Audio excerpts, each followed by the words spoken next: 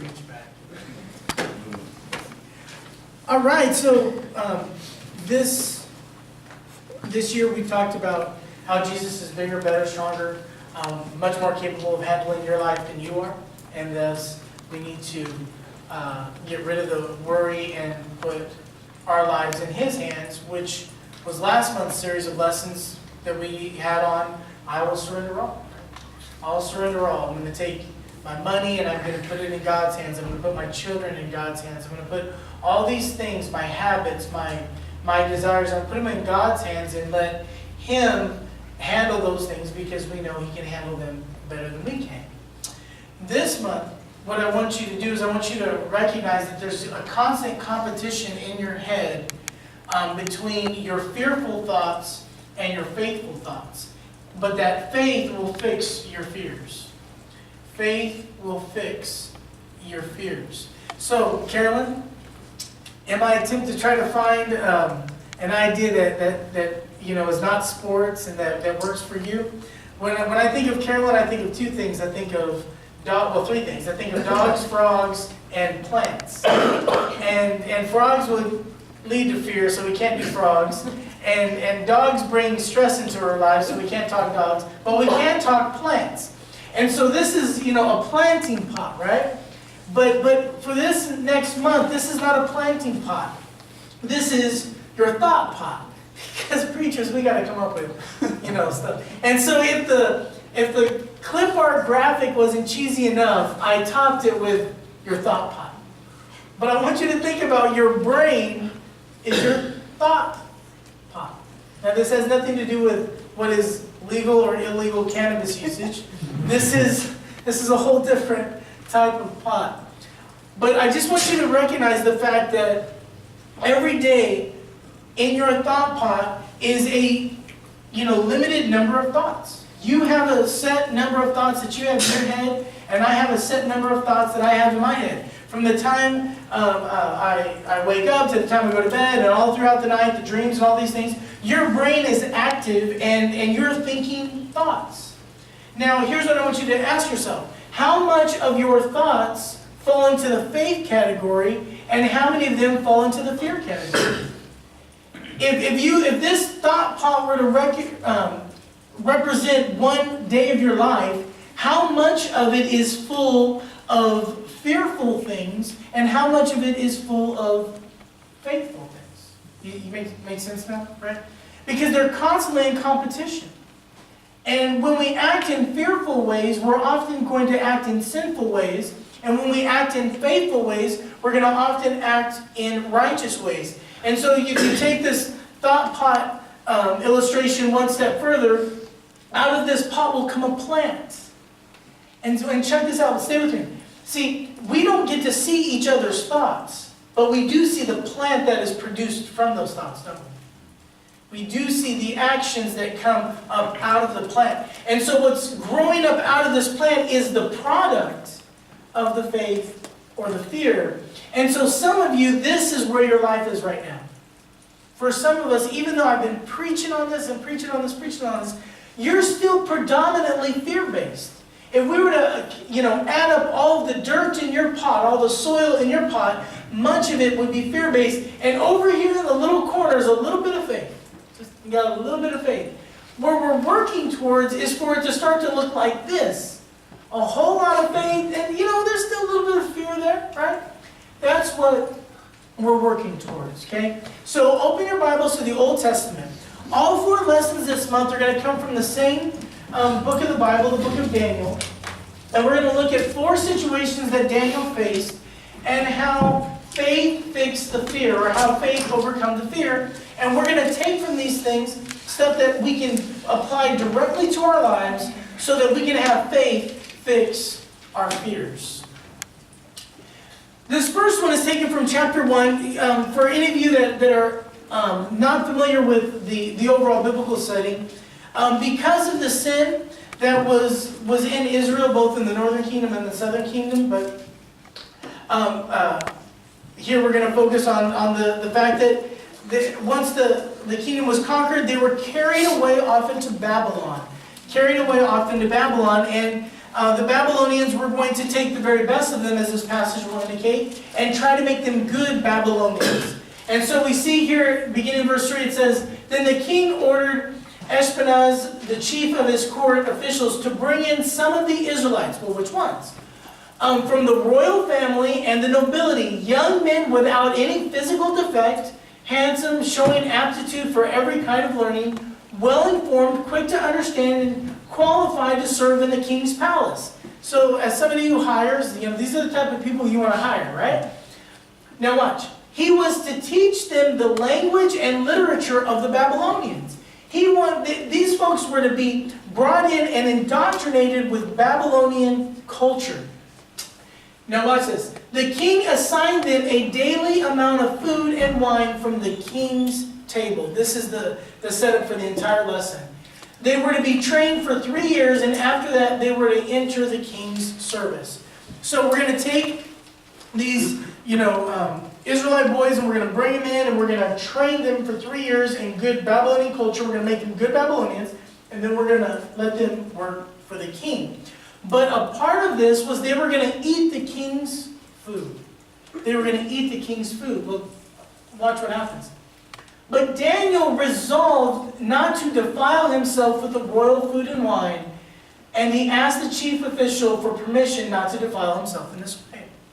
As you know, they had very distinct, very strict food requirements. There was the clean food and the food that they were supposed to eat, and the non-clean food. You fast forward to the New Testament, remember Peter getting a vision in Acts chapter 10 of these things that were before then unclean, and he said, "Hey, I've never eaten anything that was common or unclean."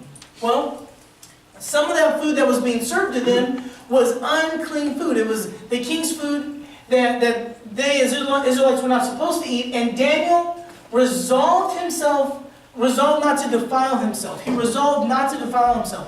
What this is getting at is, he made a determination. I am not going to participate in this behavior. Regardless of the pressure, I am not going to participate in this behavior. I'm not going to do it. Now, there may be consequences to it. Consequences may be minor, they may be severe. But that phrase, he resolved not to defile himself, is saying he made a determination that I will not participate. And that was a decision of faith. Because food is food, right? Except for when God says, eat this food and not eat that food. The basis of faith is God says, I do. God says, I do. And so once God decrees, once God says something is to be a certain way, we as faithful individuals need to apply that and be that thing that God says. So food is just food, except for the fact that God said, don't eat that. And once God said, don't eat that, it becomes sin to participate in that thing that God has prohibited. And Daniel resolved himself not to be defiled by eating that food. There's not a person in this room that can't relate to this. There are so many societal pressures, so whether it's peer pressure, whether it's pressure at work, things that the world wants you to participate in, that you know God does not want you to participate in. And I would encourage you first and foremost to do this. Resolve yourself not to defile yourself with those behaviors. I know everybody around me is doing it, but as a child of God, I'm resolved not to do it.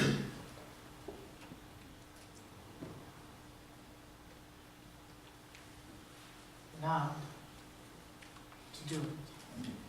But my family wants. Doesn't matter what the family wants. But my boss wants. Doesn't matter what the boss wants. But my friends want. Doesn't matter.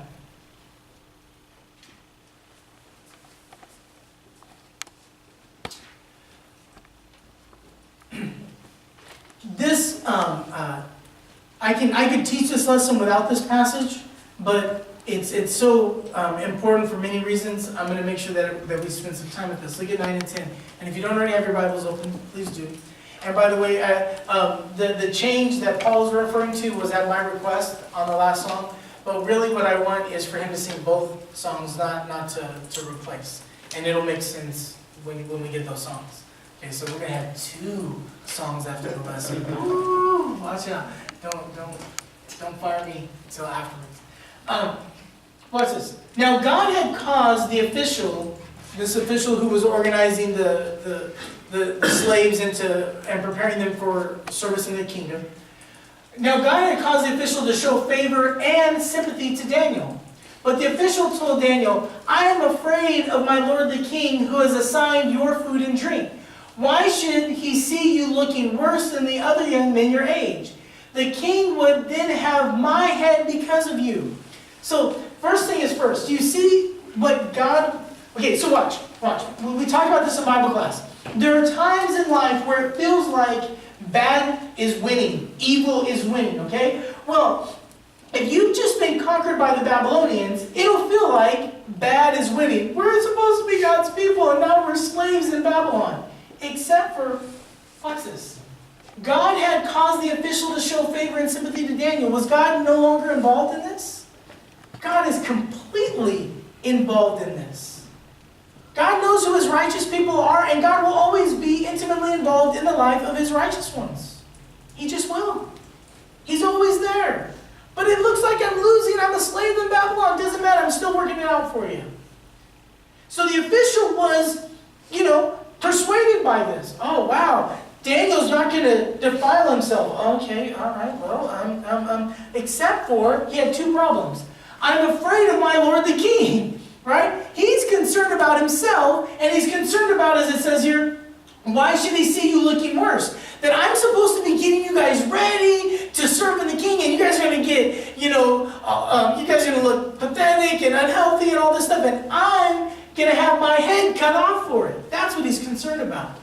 It's not that he's not interested in what Daniel has to say. He's just concerned, as we say, for his own skin, and that's what he's concerned about. But just recognize, here's what I want you to get from this. Even when it looks like you're losing, if you're being righteous, if you're obeying God, if you resolve yourself to not disobey God, God is still working things out for you. Now watch the brilliance of the next slide.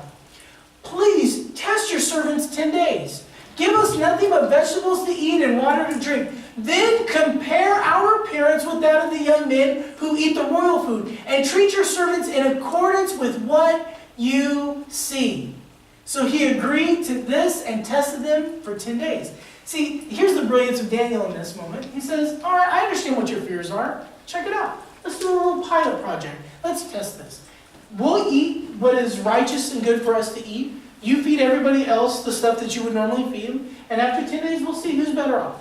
Right? And the official's like, oh, well, there you go. I get to appease Daniel, and I don't have to worry about my head getting cut off, because this is a temporary thing. And then I get to go with whatever the results show themselves to be. So here's Daniel's results. At the end of the 10 days, they looked healthier and better nourished than any of the young men who ate the royal food. At the end of the 10 days, those that were eating the righteous food were better, more healthier than those who hadn't. So the guard took away their choice food and the wine they were to drink and gave them vegetables instead. Did it work out for Daniel? Better believe it worked out for Daniel. But there was risk involved. The Bible doesn't tell us that Daniel was afraid, but he was either afraid or he wasn't. Either way, the truth is still the same. Faith won. He was either afraid or he wasn't afraid. But the truth is still the same. Faith won. Faith won. I'm not saying that tomorrow you're going to walk out and you're just going to end all fear in your life. What I'm saying is faith needs to win out. Faith can fix the fear. It's not ultimately what battle goes on in your mind between the faith and the fear. It's who wins out. The faith can fix the fear. The situation that he was in was a serious one. He's going against the king. But he did in faith. He resolved himself not to be defiled. He says, I don't know what you're going to do to me, but I will not cross this line. When we walk out of our homes and walk out into the world, we need to have that same resolve. We need to say to ourselves, whatever I do today, it will be righteous. No matter what pressure I'm under, I will act in accordance with my faith and not my fears. Your thought pot can only hold so much thinking at once. Some of us a little bit more, some of us a little less. That's a whole different story. But how much of it is filled with faith versus fear will be up to you. You got only so many thoughts. But what percentage of them fall into that category or this category is completely up to you. Having the fear-based thoughts, having